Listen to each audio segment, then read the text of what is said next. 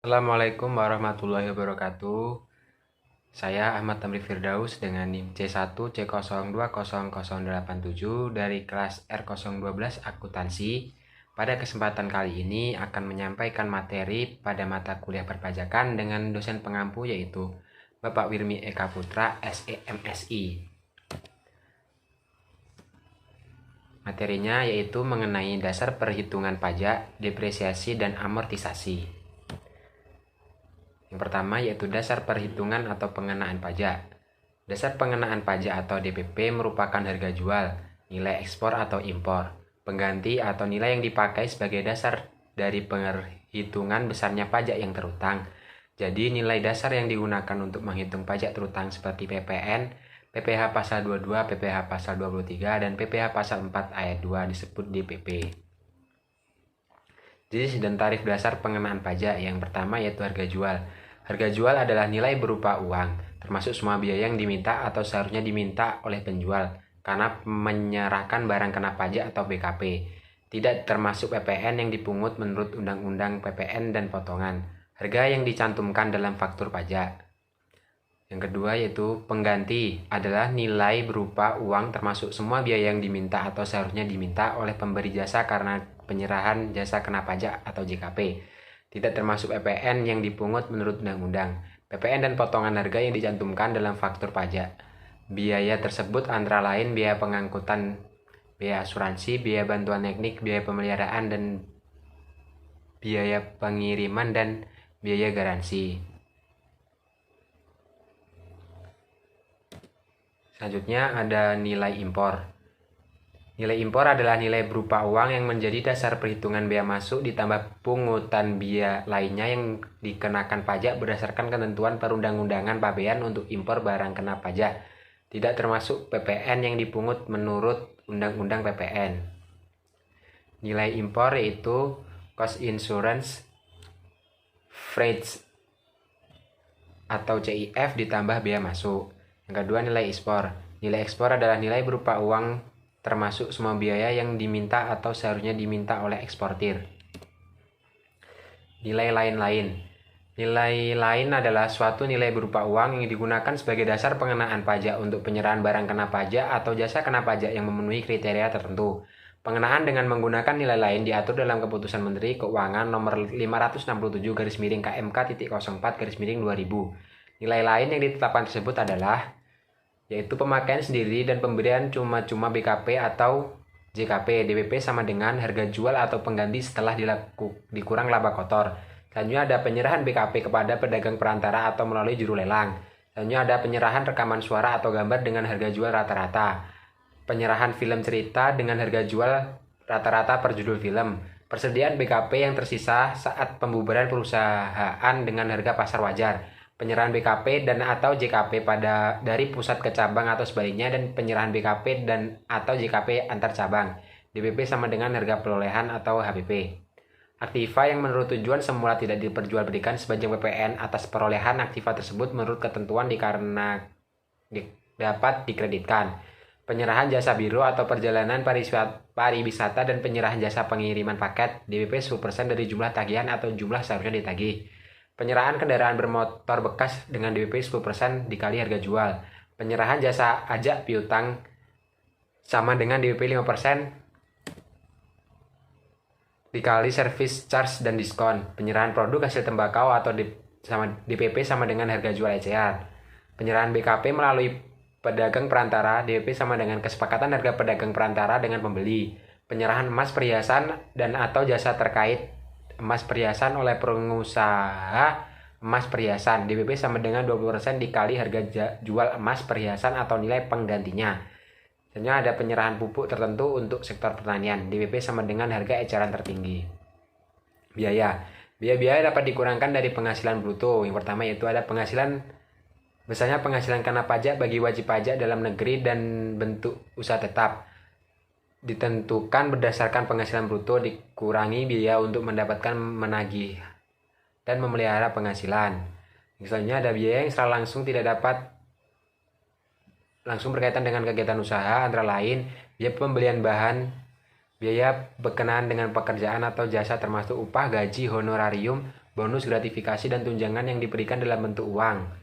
Selanjutnya ada penyusutan atas pengeluaran untuk memperoleh harta berwujud dan amortisasi atas pengeluaran untuk memperoleh hak dan atas biaya lain yang mempunyai masa manfaat lebih dari 1 tahun.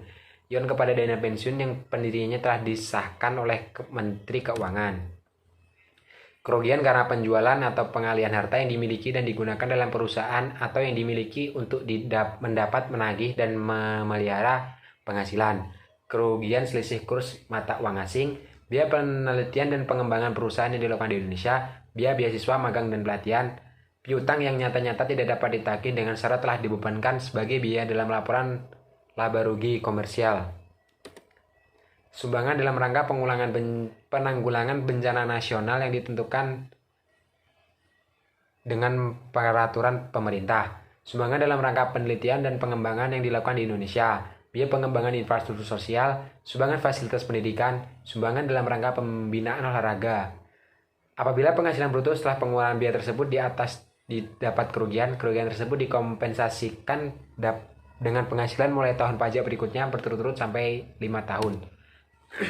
Biaya yang tidak dapat dikurangkan dengan penghasilan bruto, yaitu ada pembagian laba dengan nama dan dalam bentuk apapun seperti dividen, termasuk dividen yang dibayarkan oleh perusahaan asuransi kepada pemegang polis dan pembagian sisa hasil usaha koperasi.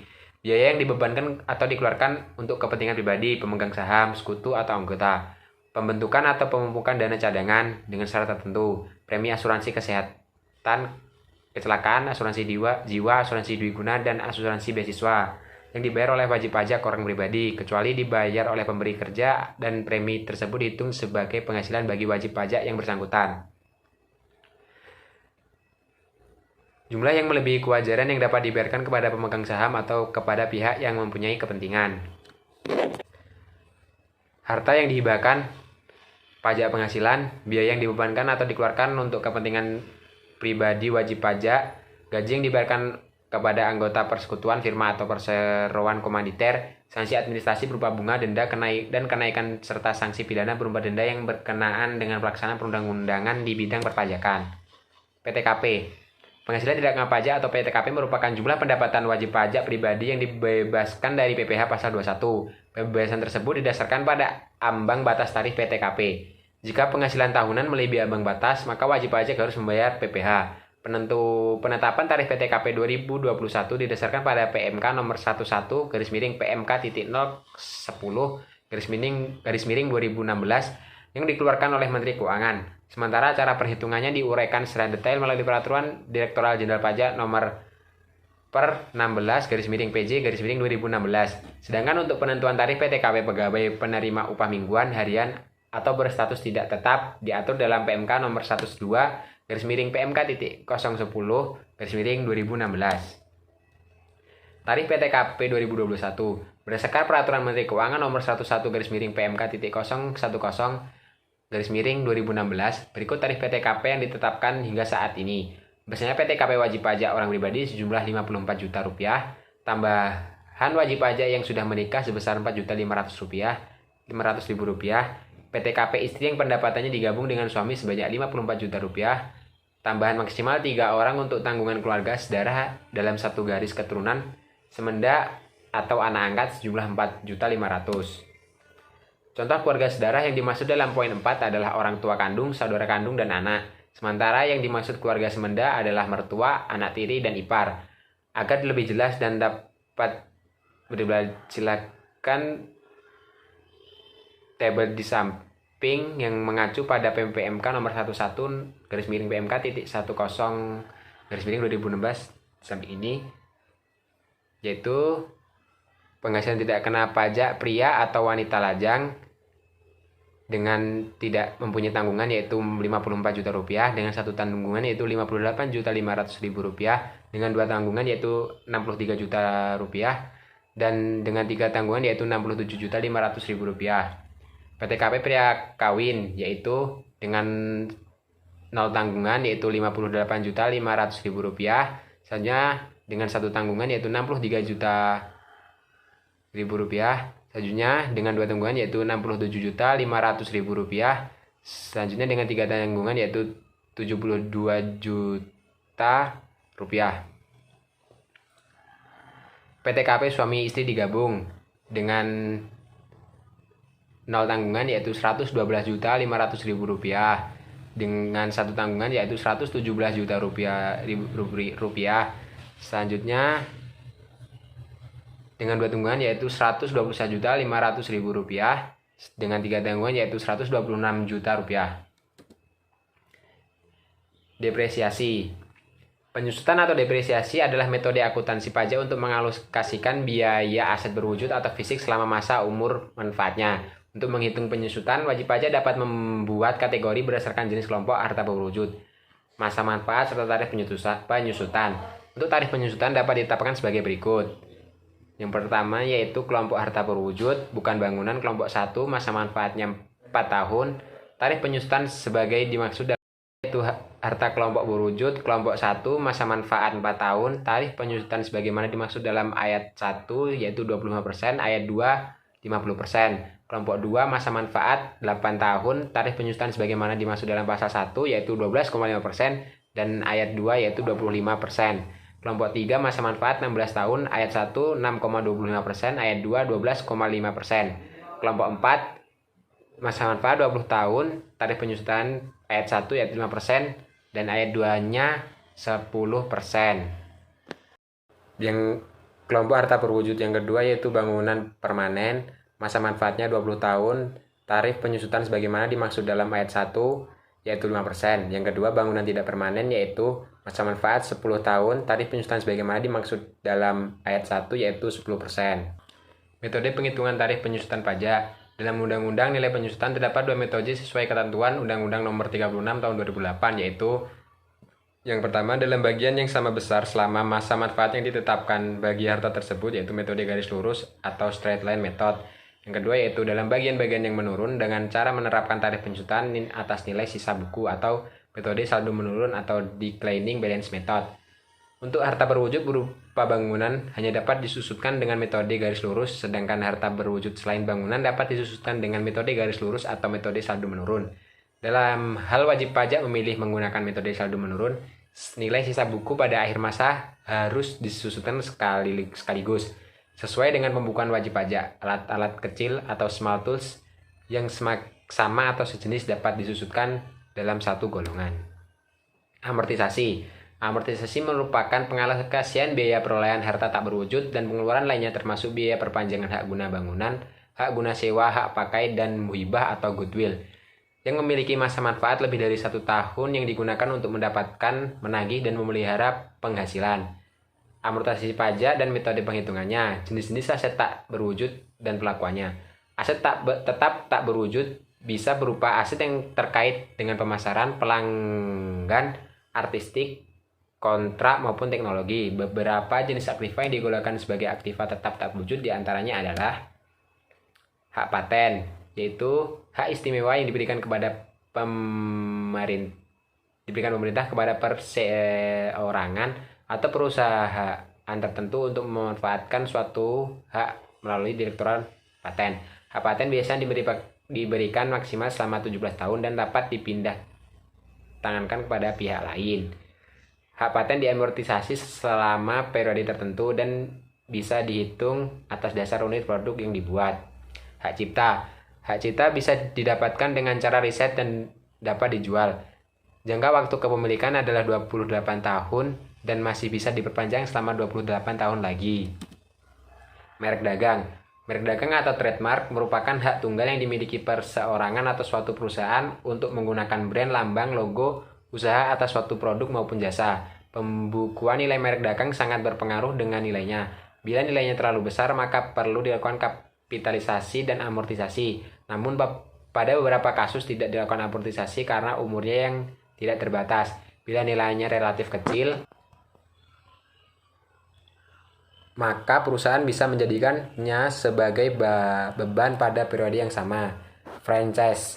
Franchise merupakan hak yang dimiliki sebuah perusahaan atas perusahaan lain untuk mengomersialisasikan proses, teknik, maupun produk tertentu. Franchise biasanya diberikan dalam jangka waktu tertentu dan biasanya dibarengi dengan persyaratan yang disepakati kedua belah pihak karena sifatnya tersebut. Amortisasi dilakukan setiap tahunnya. Leasehold. Leasehold yaitu hak atas penggunaan suatu aktiva yang terikat dalam perjanjian sewa.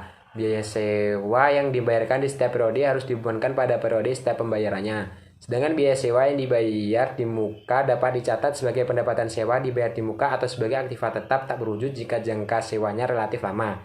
Selanjutnya ada goodwill. Goodwill merupakan nilai lebih yang dimiliki suatu perusahaan dari reputasi yang baik akan nama, manajer, letak yang strategis, relasi, dan sebagainya. Pencatatan goodwill baru bisa dilakukan apabila terjadi penjualan dengan harga yang lebih tinggi dari harga pasaran. Pembukuan goodwill bisa dilakukan apabila timbul dari pembelian maupun transaksi perusahaan.